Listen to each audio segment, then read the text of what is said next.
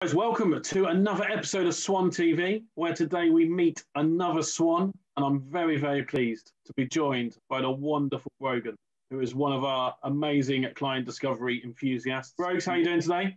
Yeah, good, thank you. You, Jimbo? Good, thank you. Thanks for coming along. That's okay. Thank you for having me. No worries, no worries. Do you want to start off maybe then just by sort of, introduce yourself, what you do day to day, and how you came to be a Swan? Yeah, easy. So I'm a client discovery enthusiast. So anyone who's met me before knows that it's my job to basically discover clients, and we're really enthusiastic about it, hence the title. I came to be a Swan close to almost 2 years ago, and I came off the back of quite a lot of corporate sales background, really. And I was looking for a company that was really compliant, quite exciting in what they do, and just really focuses on their swans. Well, not their swans, their employees. And I discovered Indigo Swan, and I got along with you guys in the interview. I thought you were really funny. You clearly had quite a lot of quality clients behind you. What is it about selling stroke new business that you enjoy so much? What keeps you in that field? Yeah, I mean, it's really challenging. And I think a salesperson that tells you, especially a new business salesperson that tells you that it's not challenging, clearly isn't doing the job right. Yeah.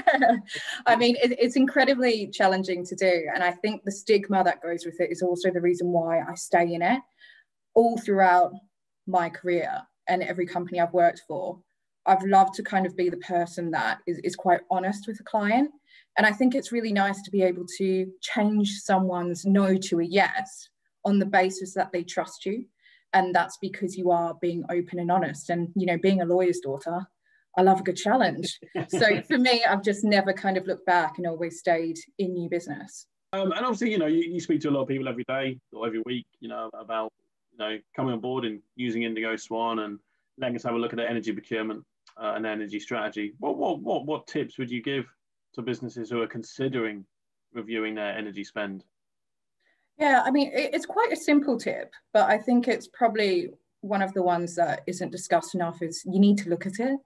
A lot of people are very happy to let things roll over and they think everything is fine.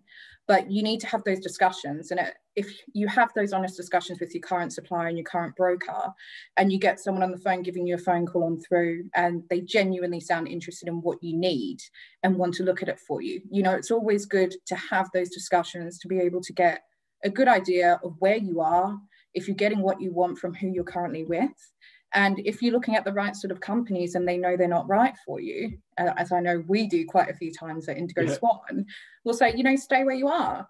But it's really important that you have those discussions and you pick up your bills and really just be aware of where you are as an account. So then you're able to kind of make a really good informed decision about where you want to be in the future as well. What makes you persevere when it comes to trying to get somebody to come and work alongside Indigo Swan? Yeah, I mean, really want to just help. I think our industry, obviously it's an unregulated industry. So there's always that kind of battle in the background, which I've mentioned, of like a quality of service and compliance.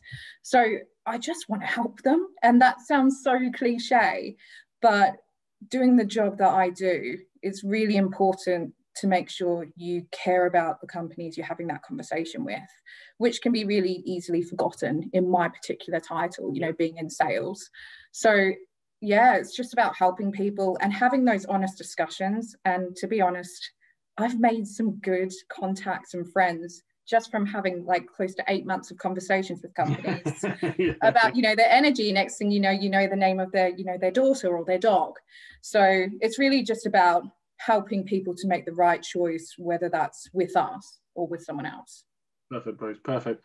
And obviously, you get to know a lot about the people that you speak to, a lot about the prospective clients that we might get to work with.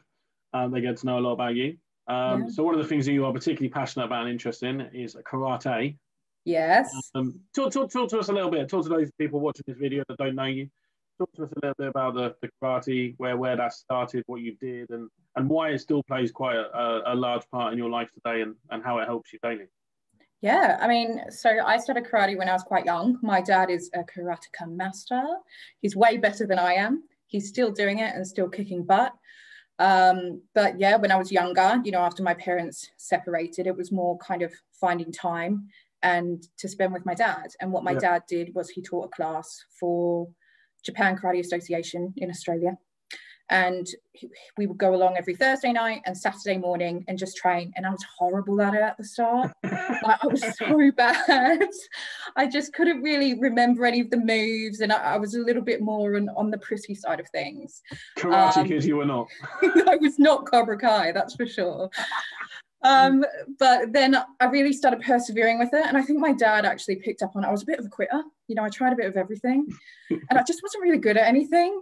And he kind of told me, you know, just proceed with it and give it a go. And then, you know, 9 years later, you kind of stumble and you look at it and you're like, oh, I'm actually quite good. Like, I started competing in states and doing really well, and then nationals and did really well. And then, you know, tri-nationals. And then I got selected to be a part of the Japan Karate Association team for Australia at the World Cup, and had an amazing time there. So yeah, I've just been really blessed. It's really just rounded me as a person. And I always speak about this to people. It's really taught me the perseverance.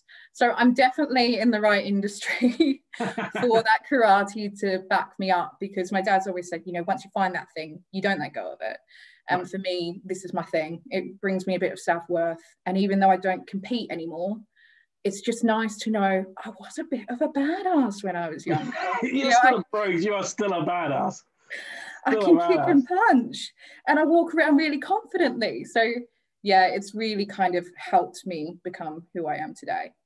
With karate and other mixed martial arts, there's daily rituals and things like that they do. Is there any of those types of things that you still do? Is there any daily, maybe not daily, but weekly rituals, things like that you maybe still take part in?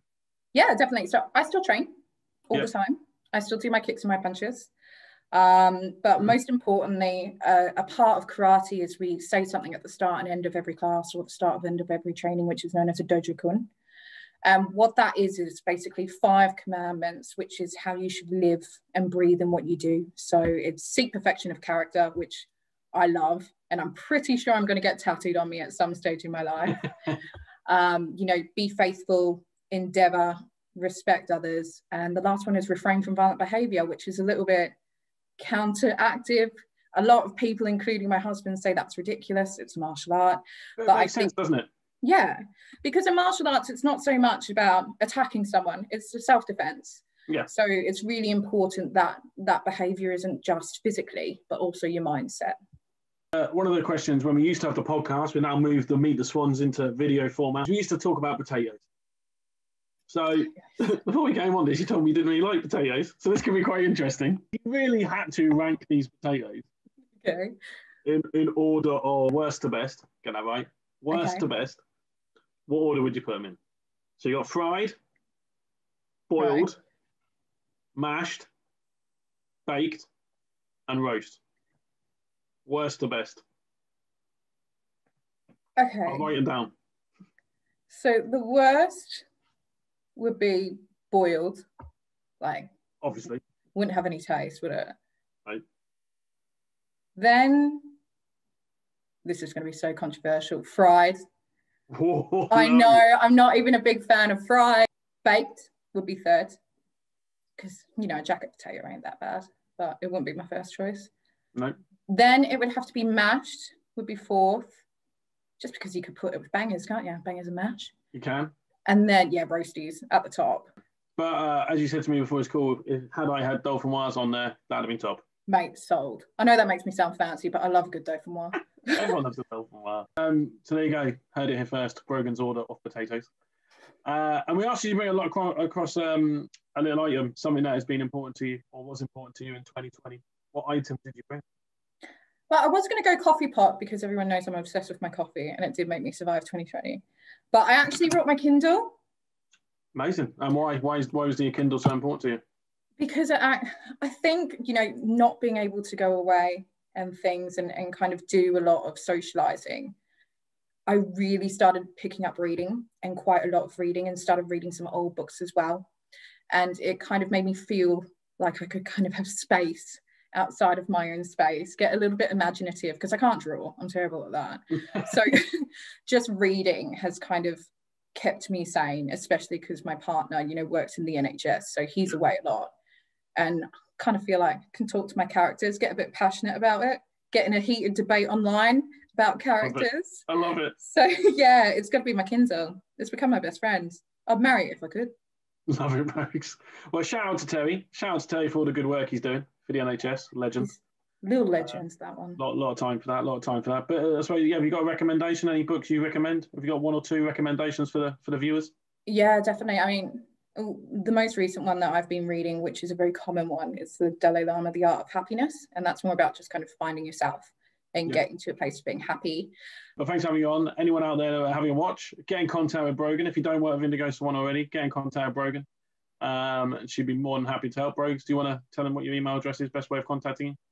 Yeah, so it's Brogan. So it's BROGAN at indigoswan.co.uk. But if you just want to chat, you're almost best off giving me a phone call on through. Just call through to the number. We can have a little gift gaff and decide whether or not it's something you want to look at the time. Brogs, I love it. Thanks for having you on, and speak to you soon. Thanks for having me. Bye.